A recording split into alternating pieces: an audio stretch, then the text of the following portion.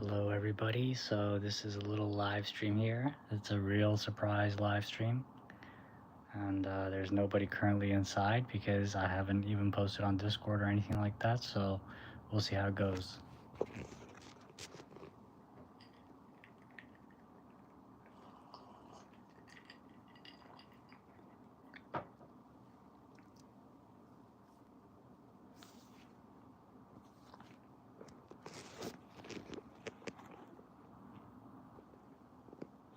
And yes, we have the beautiful bed. We got my gloves that I like to use for fishing, and you can see here there's some threads coming off the ends because the hooks get stuck in there, and then it's just like super sticky, I guess you could say, like the hooks, they're just got barbs and stuff. Cool, we got two people in here. We got one like, what's up, Coral? How's it going? Hey, what's up, Becky? Good to see you in this lovely morning today. Well, we got 13 people in here. That's awesome. How's everybody doing today? Be sure to smash that like button.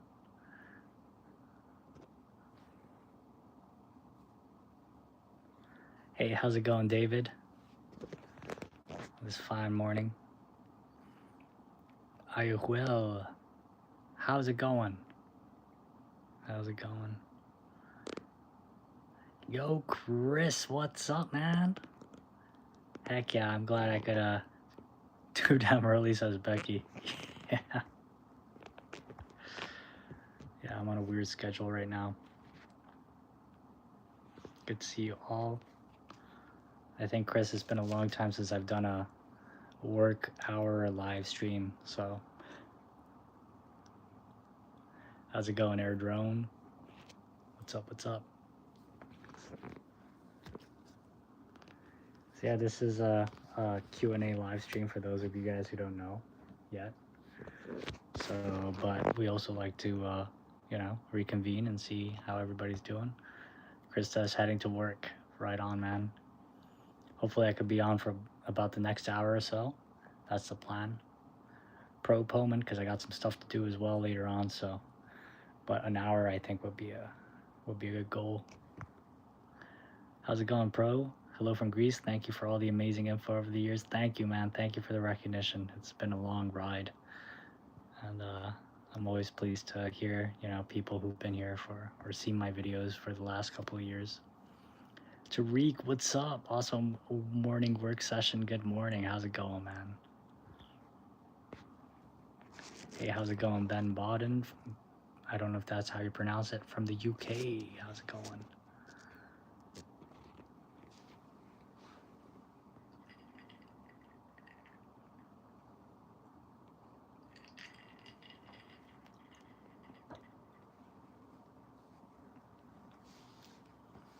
So yeah, we got 13 people.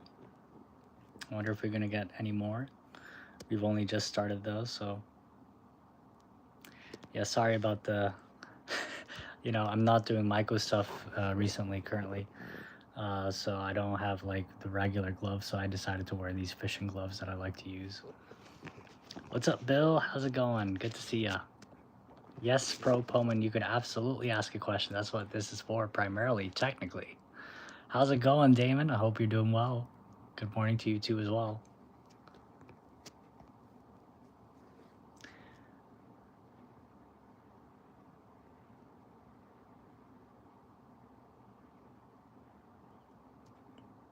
Cool, we got 17 people in here. Welcome aboard, guys. Welcome to this live stream, this myco live stream. Whoa, Lorna, how's it going all the way from Wales? It's been a while. Hope you're doing well with your lot and your gardening. What's up, Eddie?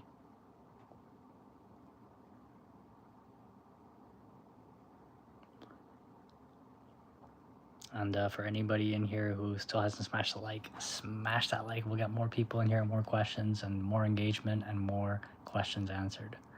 Good morning, Sage. First time joining live. Awesome, Drifty. Welcome aboard. I hope you enjoy it. Pro says, when doing core lovers, I see the yellow metabolites fighting an infection. Is it common to win, or is it generally a lost cause? It's generally a lost cause. The only time I've actually seen something win against a contamination, and it was it was a bacterial contamination, was with using a dirty syringe of ATL number 7s. And at first, it was very contaminated. Like, not very contaminated in the sense of mold, but just like, some bacillus on the bottom of some wet rot. And over time, though, that wet rot went away. And they fruited as well, along with producing truffles. Because with sclerotia, with stone producers, grass lovers, as I like to call on this channel, um, when they are fighting a contamination, they'll stop producing stones. So you sort of look at it as a very obvious canary in the coal mine when it comes to, whether they're healthy or not. And they started producing stones again, and the bacillus disappeared. And this was just in a grain bag. So it's pretty rare. It's the only time I've actually like genuinely seen something that's really kind of fight it off. And, again, they fruited fine for multiple flushes afterwards. It's very rare, but I haven't seen it with like core lovers.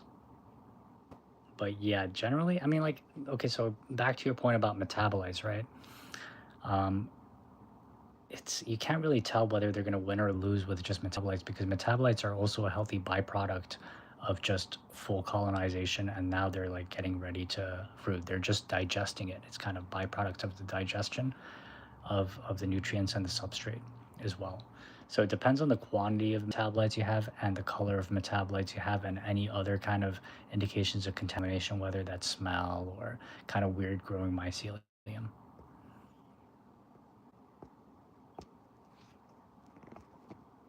Good morning, Bob McBarf Barf. Lorna says it has. I have 2 allotments now. Awesome. Thanks. I hope your sleep has improved. Yes, it has, strangely enough. I don't know what's going on, but it is better. Chris says you're not working on anything at the moment, you said. At least myco stuff, no, I'm not growing or anything like that. But I got a ton of videos on the backlog on my phone and on my cloud account.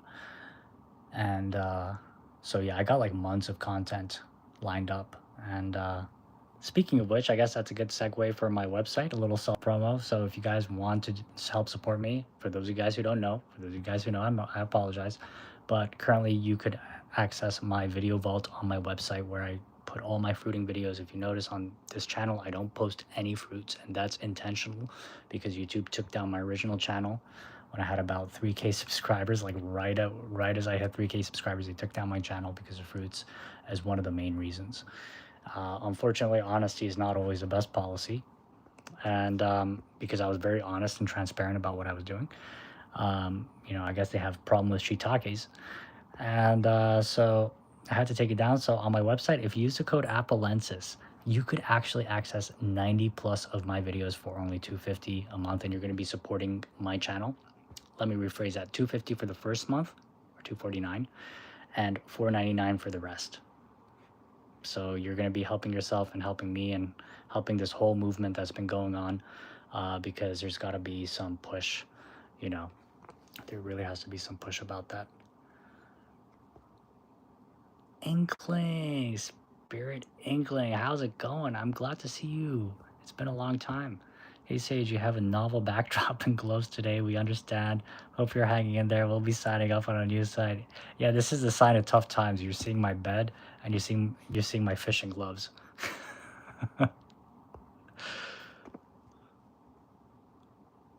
Cheers, Lorna.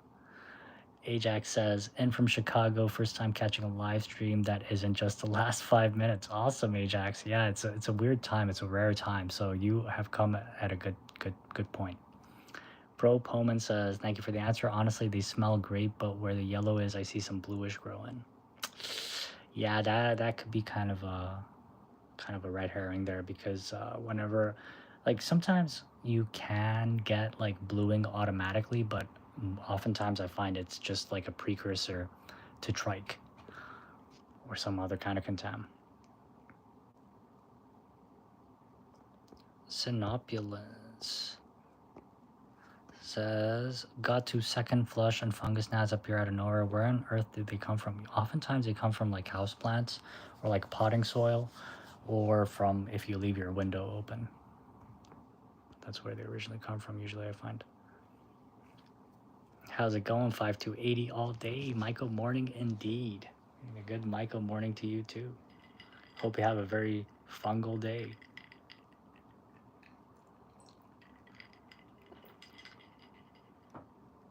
So yeah, guys, awesome. We got 26 people in here.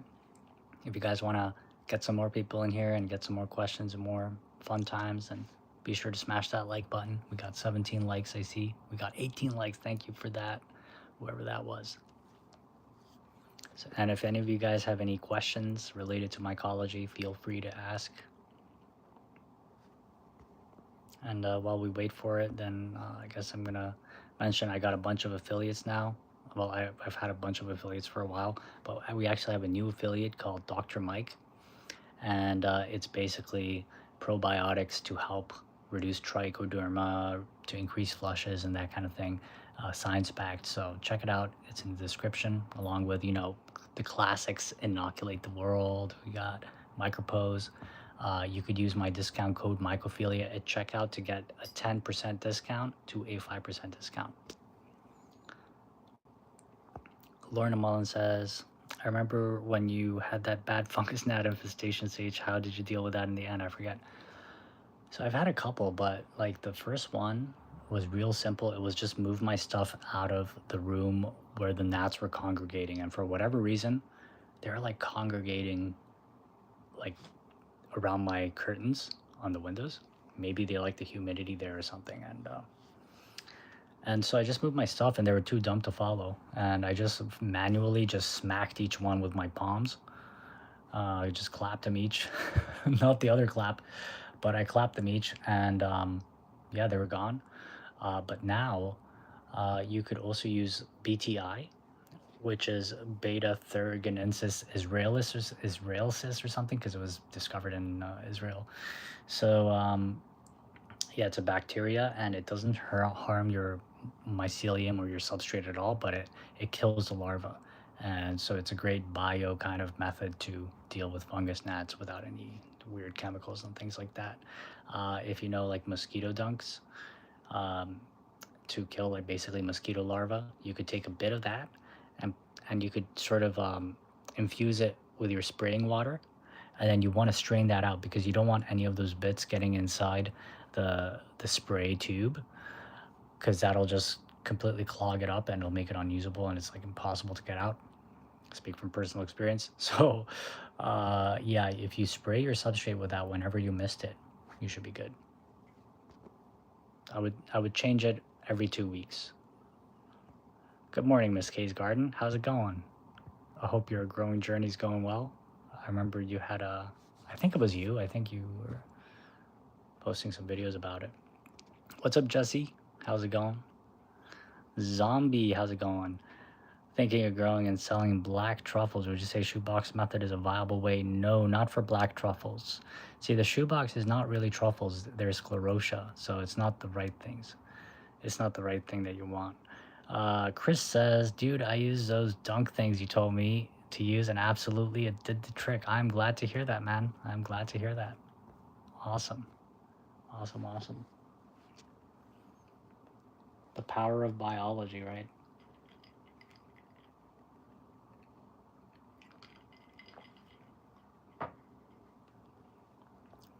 Lorna says, yes, mosquito bites are so versatile. I use it in all my water butts as I'm allergic to mozzies, but it really goes to work in gnat larvae too. Heck yes. Heck yes. Yo, Jeremy, what's up? Good to see you, man. It's been a while. How are you doing? I've been wondering how you've been doing because I haven't seen you too active lately. So I'm really happy to see you. Good morning, Sage. Just checking in. Have a great week. I appreciate it, man. You too. Chaos. What's up, Chaos? Chris says it's the little things. Absolutely. Literally. It's a little bacteria that does the work, huh?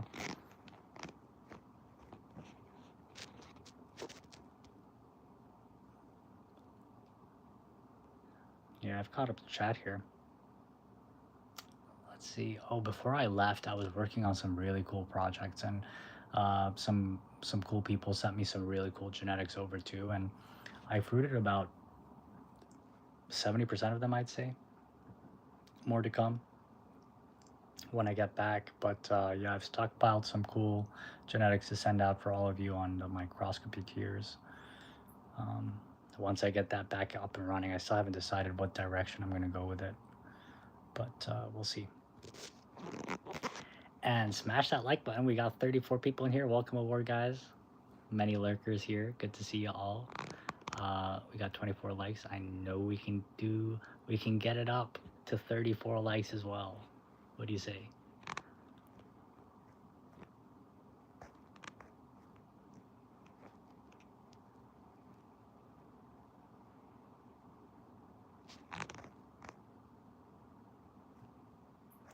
Well, we really caught up to chat here. Really, nobody's got a question? Eh, I'm cool, just chilling. Lorna says, are there any new interesting strains produced recently? I'm not up on the myco community in general. You might want to check out the Appalensis. Whatever it is, it's really cool. It's an attempted cross, unconfirmed cross, I should say, between Mexican and Florida grass lovers, and I'm having a couple labs work on it. And the thing is, like, because the species are so similar, it's kind of hard using the ITS method to really delineate whether it's one or the other. But what I can say from a practical point of view is that it looks very unique compared to either species, name especially the strains. So I've been sharing a lot of pictures on that over the last now over a year, which is crazy to think. But yeah, and I think ITW also has like this cool snowflake or snowball strain of core lover. Um, yeah.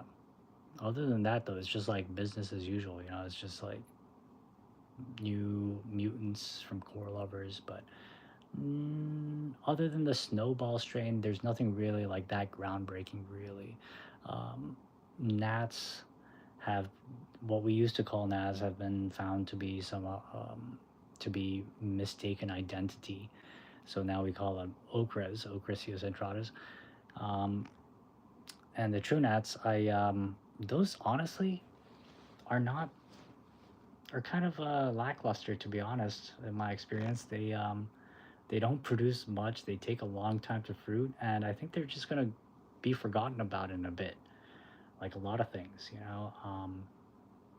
Like, you know, when it first came to light that, oh, look, what we've been growing wasn't gnats. People are like, oh my gosh, you know, everybody's talking about it, but now it's kind of like off to the wayside. Nobody really thinks too much about it. It's like back to ochres, you know. Because honestly, like ochres are, in my opinion, just better because they just produce a lot more. They're a lot more accessible. They're a lot easier to work with. They produce better, but who knows? Maybe in the future we might have some better gnat cultures going around. The gnat culture that I had was actually a very rare one. It's not the one that's going around. It's another wild specimen from South Africa, and but I never got those guys to fruit. But they've been like in fruiting conditions for a long time. But then I had to leave, so I had to dump it. But when I get back, I might give it another go. But quite honestly, like at this point, I'm just not all that hopeful about those guys, to be honest. At least in a mass, you know, like people being like, "Oh, it's the new core lover" kind of thing. I think it's still just ochres. You know, ochres are pretty much what people choose to stick with. Tariq says lurking music intensifies. Yeah. Chris says when I think I really know what I'm doing, I learn things not just from your videos but these lives as well. Oh man, that's awesome, man. I'm glad to hear that because yeah, because I repeat a lot of things because you know a lot of people want to know things like over and over, but because they're new, so it comes with the territory. But I'm glad to hear that though. Ajax says, does anyone have book recommendations for a Michael library, even if it's only indirectly related? There's like tons of books, man. Check out my Discord server on the resources tab. There's a good link to a compilation of ebooks that someone put together, and others, like other independent links, I guess you could say. on mycology, like college mycology books and so forth.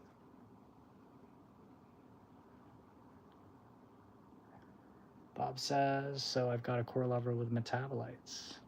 Ben Bodden says, with sclerotia, how much FAE do they need, or do you say is ideal? They don't need any FAE really with sclerotia. You could just do it inside the jar.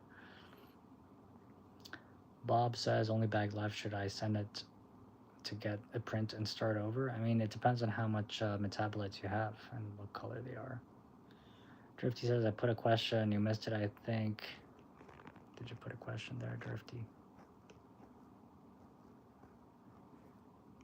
Oh yeah, I see it now. I know you mentioned bag text being a personal fave in a few videos. I've seen a lot of success with the filter bags as they resist passive contaminants and stay humid. Opinions or unseen drawbacks? I wouldn't worry about contaminants getting into the bag after you're fully colonized, because when you're fruiting, it really doesn't matter. You know, you don't need filters when you're fruiting. But unseen drawbacks, I don't see any unseen drawbacks really. They're very, very space effective. The fruits are not going to be as pretty as like tubs. That's about it. But that's foreseen, so I can't really call it unforeseen. Jeremy says, good Merlin Sage. Just checking in. Have a great week. I appreciate it, man. You too.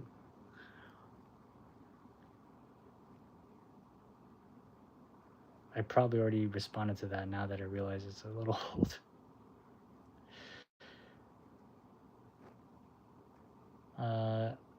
Jeremy says, Confucius says, smash the like button, have good luck for life. 100%. Confucius did say that. Confucius did say that for those of you who are well read. You can take my word for it. Pro Pullman says, is there any danger to using plastic petri dish and something like an Instant Pot or some sort of sterilization in an oven in terms of microplastics? Okay, so obviously I'm assuming that you're going to be using autoclavable petri dishes, which, by the way, if you want the OG autoclavable petri dishes, the people who have pioneered that, it's Micropose, who are my affiliate company. Get 10% off with the code mycophilia. They also have like grains and stuff. You don't need it, but if you're lazy, you could get it there and give something back. But in terms of microplastics, I mean, when you're dealing with plastics, you're always dealing with microplastics, right? Like you buy something in it, you buy some vegetables in a plastic bag, let's say, or some saran wrap or whatever. It's going to have microplastics. It just comes with the territory. I've accepted it. It's like you can't get away with it. You can't get away from it, right? Like, so I don't know. Try to limit it. Like I've changed my Tupperwares now to glass Tupperwares, but honestly, it's like, to me, it's like fuck. It's like there's no point worrying too much about it, because it's like the damage is probably has already been done, whatever it is. Just try to limit it. Lorna says, cool, I'll check it out. And oh, that's interesting to know about gnats. I've missed a lot. I wonder if the one you have has a really long growth cycle. Yeah, it does. It does.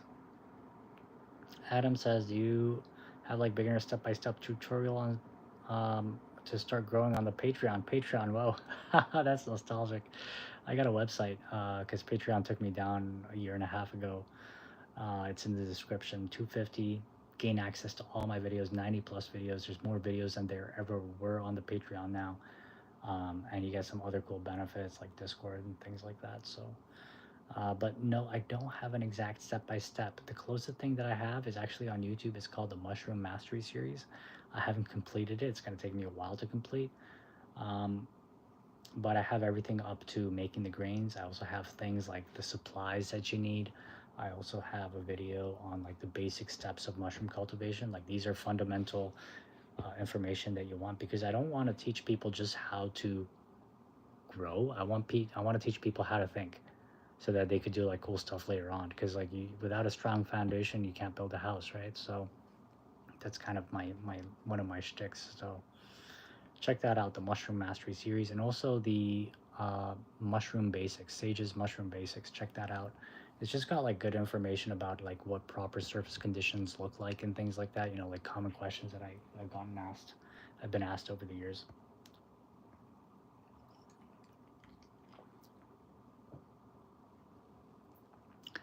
Cybersloth says, Cybersloth says, is it a good idea to grow in my closet? No, it's a terrible idea. And I'm not being sarcastic. I would not recommend it if you can help it. You would be much better off growing it on like in basically just your room, like on a rack or something. You don't want to keep them in enclosed spaces for various reasons. Main one is contamination. Zombie says, yep. I don't know to what, but probably something that I said. No problem, Ajax.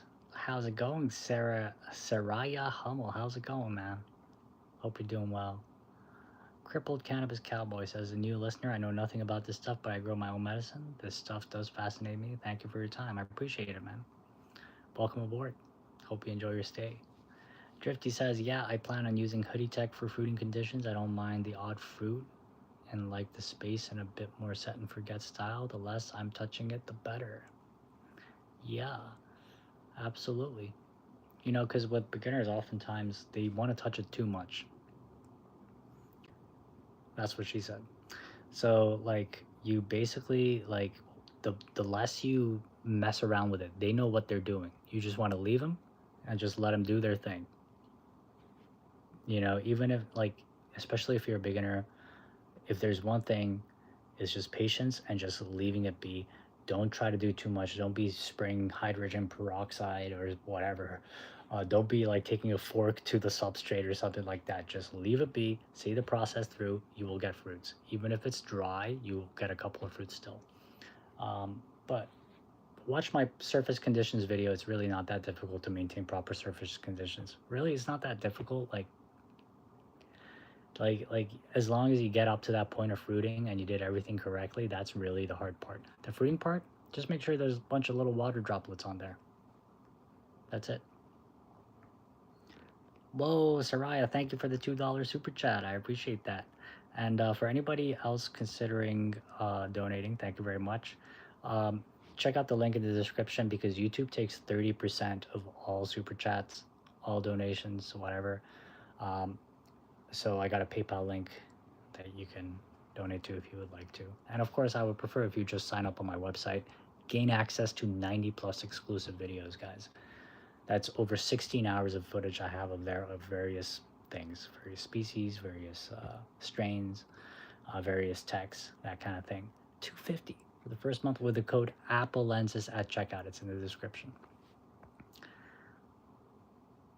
Killian Lux says, love your videos, but are you afraid that YT is going to remove your videos or channel? Like, yeah, absolutely, because they have in the past. They have in the past along with Patreon. So yes, I gotta, you know, I don't know, something about like enokis and shiitakes. Like they don't care, you know, like even when I say like, hey, these are just enokis, they're just like, um, some AI responds, are like, sorry, we made our decision, F off.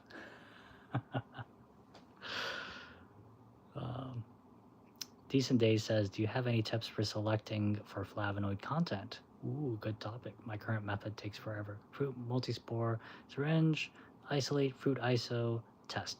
Yeah, that's it, man. That's pretty much it. But here's the thing, though. Here's the thing. When you say isolate, I would not isolate. I would just clone. I would go from the fruits, cloning. Like, let's say that you find fruits that are bluing more than others. Then you just keep taking spores from that fruit and just keep going on and see what you can get. Because, yeah, that will be because when you're dealing with like isolates on agar plates, you're just dealing with mycelium, and there's really no correlation between the way mycelium grows and flavonoid content. Adam Price says, I've been buying the pre-made bags and injecting liquid culture. I'm trying to learn how to do it cheaper. Okay, well, you've come to the right place. Check out my videos. Cover all that. You should check out my grain video in particular. Pro Pullman says, can you elaborate? Oh, I also have mentorship if you guys are interested. It's one-on-one private consultations, generally 2 hours. If you purchase a 2-hour plan, it will cover everything up to agar pretty much, or plus agar. It really depends on the student, but I cater to all the needs. So if you're interested, hit me up at my email, mycophilia.official@gmail.com. Although I'm probably going to be away for about a week from now. For 2 weeks, I'm going to be away. Pro Pullman says, can you elaborate on the autoclave Petri dish? Did I hear that correctly? Yes, that's correct. Autoclave. So basically, it's you can pressure cook it, but it's plastic. So you can reuse it. You could clean it and you could reuse it. And guys, be sure to smash that like. We got 41 people in here, which is awesome. Let's get that like button up. Killian Luck says, can a contaminated cake be saved? If and possibly. It's not going to be cured. It's going to produce badly compared to if it's not contaminated. But you can, I got a couple videos on that. Like, for example, I got a top fruiting video. So basically you put a bunch of core or a casing layer on top of your jar. But if you have like a contaminated cake that's already been spawned to bulk, then that is pretty much dump it outside, like inside like a flower pot or something, and keep it moist in a shaded area, and let nature take its course. You might get a couple of fruits. But generally, if you have mold, forget about it. Prevention is the best medicine. Zach Denny says, here's a tip. Work on cultures with teams or friends. Easier to find stuff if multiple people run at it. Yeah, absolutely. Just make sure that, like, you know, you got like the whole credit thing, like, taken care of before you do that, because I know of cases where a couple people worked on something and then somebody released it before without talking to the other person, and then, you know, yeah, politics, right? Nick Marr says, good morning, getting ready for work. Glad I could check in. Well, thanks for checking in, Glad. Nick Marr, how's it going, Fear? Once my pullovers have colonized the bulk material, do I add a casing layer then? Yes. Should it be slightly limed? Yes. Soraya says, Sage is the man. This is the only place you need to be. Hit that like. Thank you, Soraya. Yes, hit that like indeed. It's good for you. Pro Pullman says, if the Petri dish is not autoclavable, is it still safe to use? My first time trying to do clone. I mean, if you don't have an autoclavable Petri dish, then it comes sterile off of the roll. So, yeah, try to get your fundamentals in check, because it seems like you need to get that stuff down before worrying about autoclavable Petris. But like the disposable Petris, you're not going to be able to autoclave them. They're going to melt. Bad Nurse, how's it going? Hello, everyone. Hope you are well. How's it going, Bad Nurse? Killian, I don't like to like comment on people and stuff like that. Midlife Myco says, good morning, y'all. How's it going, Midlife Myco? Zach Denny says, oh, definitely happens. The wizard knows the truth. Whoa, Ben, how's it going? Hope you're doing well, Ben. Good to see ya. Big up Sage, home one. Skills, 100%. Good to see ya. One fine morning today. Nathan says, have you seen the automated systems for Monotub? Have you had any luck or heard anybody that has had any experience with that? I recently got 2 of them. No. I'm sorry to say, no, I do not recommend those. I'm guessing you're talking about something that got off Etsy with like a little fat computer fan and stuff like that. Here's the thing, the Monotub is a Monotub for a reason. It's one tub. That's it. That's it. It's perfect in itself. I always use this analogy, but I will keep using it because it's very applicable. It's like an airplane. Think of an airplane and a helicopter, right? A helicopter is a tent. An airplane is the Monotub, or a shoebox. Basically a non-automated grow system. So an automated Monotub is basically putting a helicopter rotor on top of an airplane's wings. That's how you die. You know, that's how you fail. It's going to crash and burn. Like each of those systems are perfectly curated and engineered to work for that system within that system. That's it. It's not supposed to be some kind of hybrid. So it doesn't make it like double as good or anything like that. When you're dealing with core lovers, you don't need an automated setup. In fact, most farms, for example, in Colorado, do not use tents. They don't use any, basically they're grown in monotubs, because monotubs are very good for yield. And bags are also extremely promising. And like the gourmet world, you look at it, most of the time it's used in bags. Bags are also great as well, and those are non-automated systems as well. When we're talking about fruiting within the bag.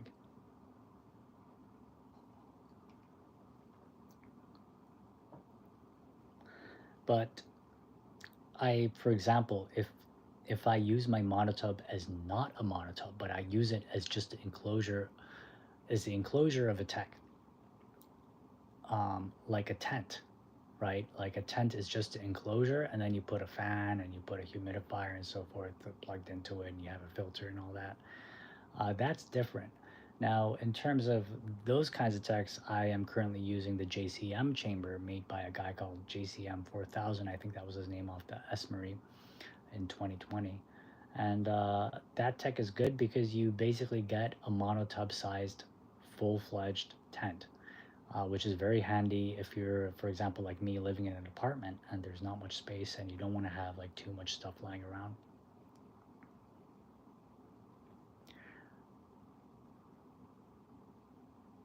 Cheers, Soraya. Bad Nurse says, quick question. I'm smelling apple in my tub. Ooh, yes, it is contam. Yes, it is contam. It is probably some kind of yeast. But the good thing is that you might be able to get a flush or two with yeast, but it will eventually succumb to some kind of mold. No problem, pro. Good luck to you. Our Chai Field says, beginner and dumb question, can water be above the trivet in contact with the jars when pressure cooking? My PC is short-sighted and I worry about running out of water. Yes, it could be a little bit. Not too much. My recommendation, just get an Instant Pot. You're not going to be losing water. You could do a 12-hour run and you won't lose, barely any water. Killian Lux says, do you have a HEPA 14 flow head? No. I use a still airbox for most of my stuff. Adam Price says, I noticed a lot of Grow Channel guys are saying they used to do tubs but only use bags now. Yeah, bags are good for, okay, first thing, I don't keep up with that stuff, so I can't really agree to it or disagree to it. But what I can say is that bags, yes, as I said, like as I was mentioning earlier, gourmet and stuff, bags are very, very high yield, absolutely, and very low maintenance if you set it up right.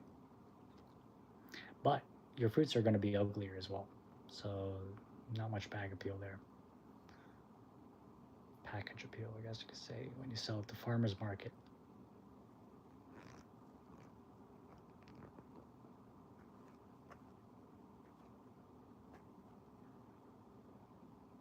Fear Nuke says, Sage, have you tried Drippy Tech? What'd you think? I guess you're talking about Drippy Corn. I'm not really a fan of corn. I'm not really a fan of overcomplication. Brown rice, super fast, the most nutritious grain out there, the cleanest grain out there, the most accessible grain out there. I stick to brown rice nowadays. I used to do other grains and stuff, but nowadays I just stick to brown rice. I just keep it simple, just keep it simple and effective. That's what this channel's all about. But more power to you for all the people who do try it. It's fun to experiment, which is essentially what it is. It's kind of a new tech. Um, I feel like people always want to put too much nutrition in things and think like, oh yeah, the more nutrition we add in it, the better it's going to be. It's not true, guys. It's not true. Nutrition also increases chances of contams. It can also slow down colonization and cause other issues and stuff. Too much of a good thing is too much. These fungi in general really don't need that much nutrition, and brown rice in general is super fast to colonize and it's super nutritious.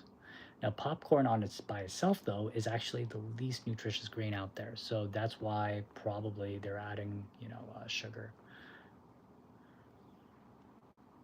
or fructose corn syrup. Chris says, would you grow in a tent if you had the room? Yeah, sure, absolutely. Absolutely. Zach Denny says, any tips on growing stones? Everything to do with stones I have covered on this channel. Check out my Sclerotia playlist. I mean, there's no one specific tip other than just make sure your inoculant is clean, make sure your grains are clean, and just forget about it for a couple months. That's really all there is to it. Or if you spawn it to bulk, spawn it to bulk. missed it maybe every 2 weeks a little bit. They really don't need much. Killian Luck says, do you recommend a 420 grow tent for growing mush mush? Yeah, you could definitely repurpose one for it. You don't really need that much light though. Like, forget about the light really. Midlife Michael says, instant pots rule. Absolutely.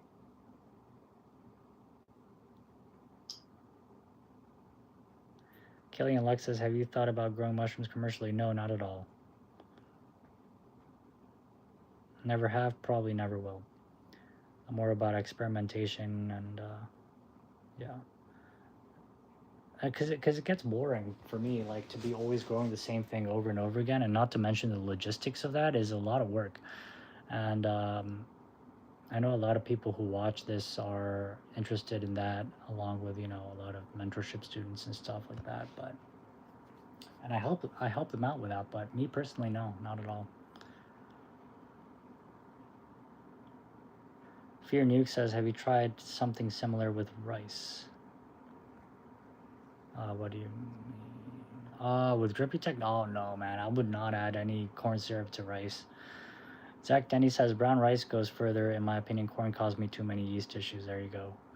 Soraya says, I learned my lesson. I over-engineered and paid the price. Yep, that's a common trope.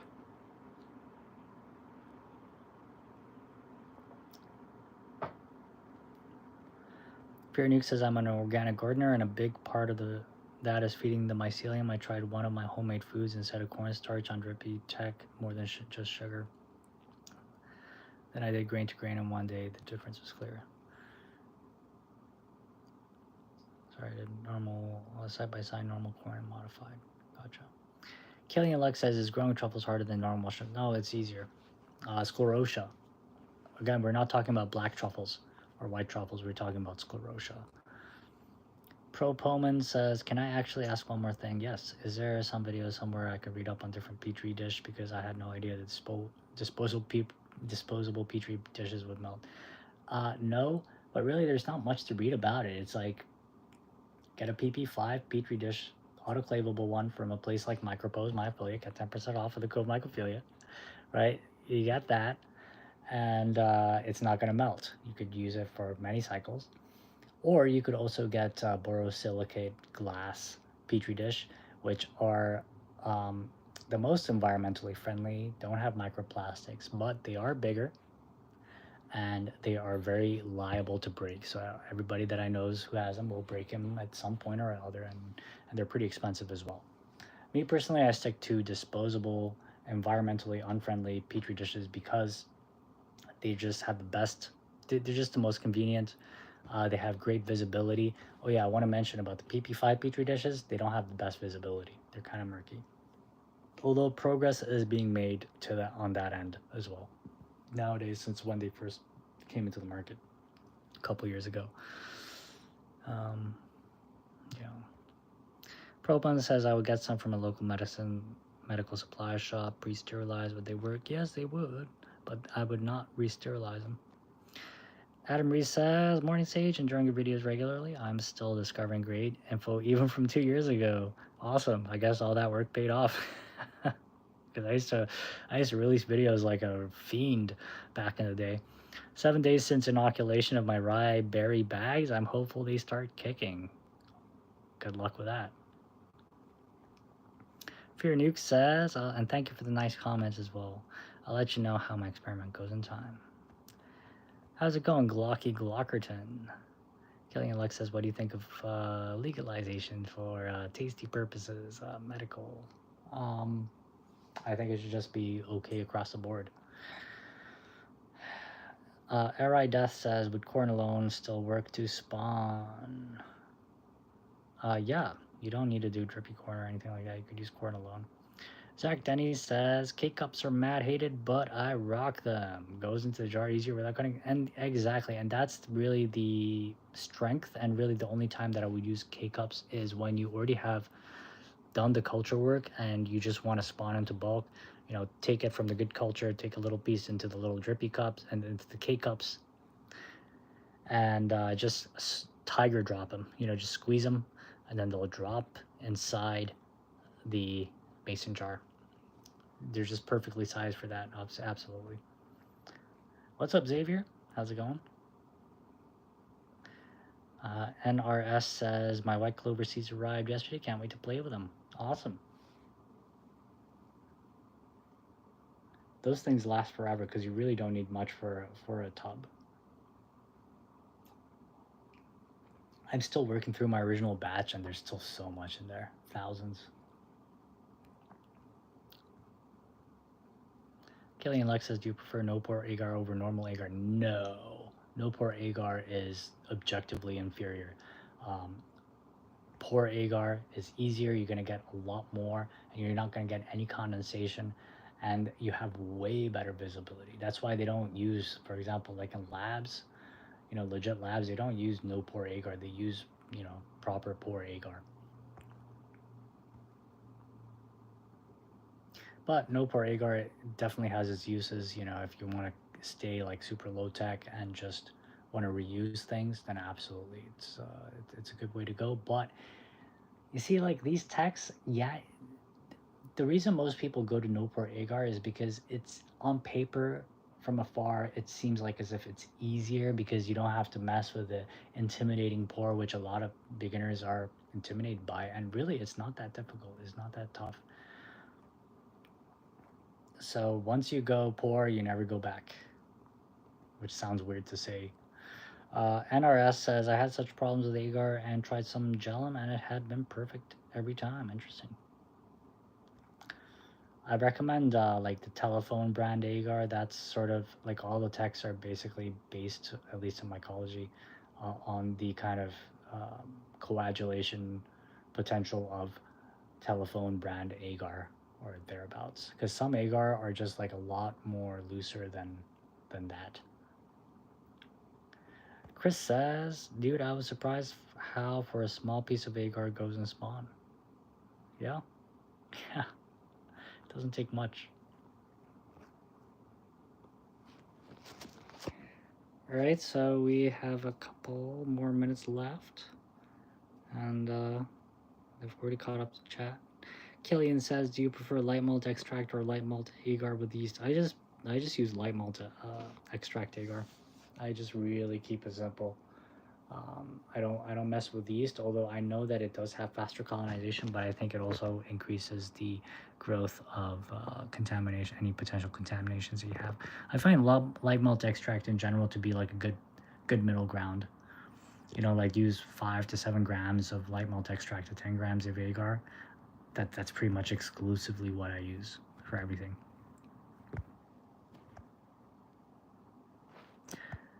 Like how like in the pet trade, you got like fancy rats. Everything else other than that, I just call it like fancy agar. Tariq says, never used a slurry. Do you have anything to say about using media like that? Yeah, I mean, everything I pretty much said is it's good for basically just like wanting to have fast colonization and like one jar or one bag. That's pretty much it. Or maybe a couple of jars. Want to have like liquid culture kind of performance, or you want to have like that specific culture there, but you're not interested in like making hundreds of them or dozens of them or whatever. Just a couple of jars, just a couple of bags. That's where it comes in handy. It's immediate liquid mycelium. Susan says, Sage, do you still use clover with your grows? So glad to be here. Yes, I do. Absolutely. I have not found any downsides other than when you put too much, then it will actually hurt your pin set a little bit. So just don't put too much. I found like a good balance of how much to put nowadays for a long time now. NRS says that is what I have, but not sure. Out of 7 batches, very few set up, and I used normal recipe everyone uses. I don't know what you mean by like what you're trying to say here. Out of 7 batches, very few set up. I don't know what that means. Soraya says, I find I can pour hotter with the K-cups and then just put a couple of cups of water on top of the stack will help the condensation. Yeah, the thing with the hot water on top is that it's temporary, so every time you're gonna have to do that. Glocky Glockerton says, when will the genetics for research purposes be available again? Probably in September. Yeah, definitely. And well, I don't want to say 100% definitely, but that's the plan. First it was July, then it was August, and now it's September, but I'm dealing with some family circumstances right now, so I'm away. So, yeah, and I've decided to extend it just a couple of days, but that means that I'm going to miss the opening for the, for the August here, so, but it is what it is. And I'd like some more time to think about it, because I honestly haven't had all that much time to think about it, because I had some issues with payment processing before I had to leave. Killian Lexus, have you tried antibacterial agar? Yes, and I do not recommend it. Antibiotics, generally, they're always going to come back afterwards, after a couple of transfers, or um, once you put them back to a regular plate, after, like, it seems like as if there's no more bacteria in the antibiotic plate after, say, a couple of transfers, they always come back. There's way better methods without having to mess with that. Very low tech, but very effective, which is what we're all about. And I've caught up with chat now, guys. I think I'm gonna head out. And yeah, any last thoughts and comments? Let me know. Chris says, later, bro, I have to get to it. Thanks for jumping on. No problem, Chris. Good to see you. Always a pleasure to see you. Hope you have a great day of work. That goes along for all of you guys checking in here today. See ya, Lorna. See ya, Erai. And hope to see you guys around in a hopefully future live stream. No problem, Bad Nurse. One love to you too as well, Adam. Time for my coffee and cigarette. Have a great one and be safe. Cheers, man. Yep. See ya, Killian. See ya, Becky. See ya, Tariq. See ya, Nathan. Oh, Nathan, yeah, you just got here. You could probably listen back. It was a pretty cool live stream. Bad Nurse. And all right, guys. I hope you guys have a great day or night. As always, Mycophile Sage checking out for now. Stay frosty.